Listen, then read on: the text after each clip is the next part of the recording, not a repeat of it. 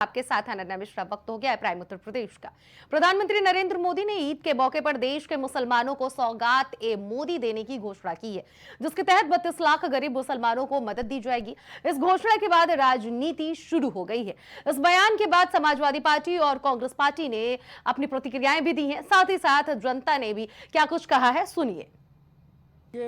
हमारी सरकार प्रारंभ रूप से ही तुलसी कबीर को साथ में लेके चल रही है। हमारी कोई भी योजना आई, चाहे जनधन योजना आई, चाहे मकान की देने गरीब को मकान देने वाली योजना आई, चाहे आयुष्मान योजना आई, या गरीबों को राशन देने की, सब में हमने हिंदू मुसलमान नहीं देखा। इस ईद के मौसम में मोदी जी ने जो मोदी जी की सौगात दिया है, निश्चित तौर पे हम बधाई देते हैं। ये सही बात है कि मोदी जी की मुसलमान भाइयों को तो सौगात है, लेकिन विपक्ष के लिए कि मोदी की औकात है। विपक्षी लोग अब भागने की स्थिति में आ गए हैं, ये बहुत बड़ी बात। विपक्ष तो अब तुष्टीकरण के लिए नमाजवादी पार्टी के लोग नमाज भी पढ़ने लगे हैं। आगे देखिए क्या क्या करेंगे। एक तरफ तो वो जो है तो मस्जिद खुदवा रहे हैं, मंदिर उसके अंदर ढूंढवा रहे हैं, और दूसरी तरफ इस सौगात दे रहे हैं। तो मतलब इसमें कुछ समझ में नहीं आया।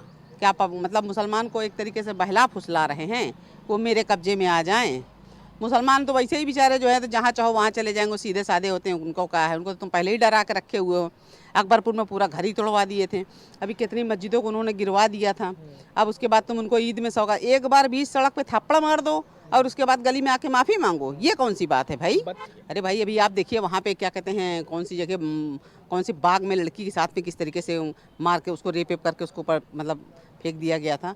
मतलब इतना ज़्यादा चरम सीमा पे जो है ना, तो सब कुछ गलत हो रहा है। उसके बाद भी इनको समझ में नहीं आ रही। ये हिंदू मुस्लिम कर करके कभी मुसलमान को खुश कर रहे हैं, कभी हिंदू खुश कर रहे हैं। हम भी हिंदू हैं, हम कोई विरोधी नहीं हैं, लेकिन कुछ चीज़ें गलत हैं। राजनीति इतनी गंदी नहीं करना चाहिए कि आदमी को आदमी से ही लड़ा दो। बताइए, मतलब हिंदू मुस्लिम करा के सारे लोगों का घर तोड़वा दिए।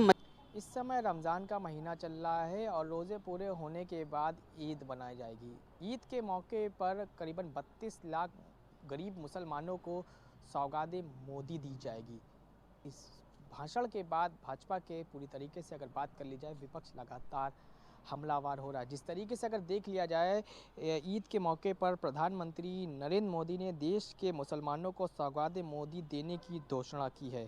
भाजपा ने इस घोषणा के बाद, भारतीय जनता पार्टी के इस घोषणा के बाद इस पर राजनीति शुरू हो गई है। पक्ष और विपक्ष के नेता अपने ही तरीके से इससे लेकर बयान दे रहे हैं। आपको बता दें कि इस योजना के लिए जरिए करीबन 32 लाख गरीब मुसलमानों की मदद की जाएगी। जिस तरीके से जो गरीब मुसलमान हैं, जो ईद नहीं मना पाते हैं, उनको सौगात मोदी दी जाएगी। मुसलमानों की ईद के मौके पर अगर बात कर ली जाए, इसका कदम मकसद ये है कि ईद के जैसे मुसलमान जो होते हैं, जो मुसलमान ईद नहीं मना पाते हैं, उनको सौगात मोदी प्रधानमंत्री नरेंद्र मोदी ने देने की एक घोषणा करी है। इसको देखते हुए जो सियासत है वो पूरी तरीके से गर्मा गई है और विपक्ष लगातार इस पर सवाल खड़ा कर रहा है। विपक्ष का ये कहना है कि जो पार्टी है हिंदू मुस्लिम करती है, जो पार्टी है मुस्लिम विरोधी पार्टी है, वही पार्टी आज करीबन 32 लाख मुसलमानों को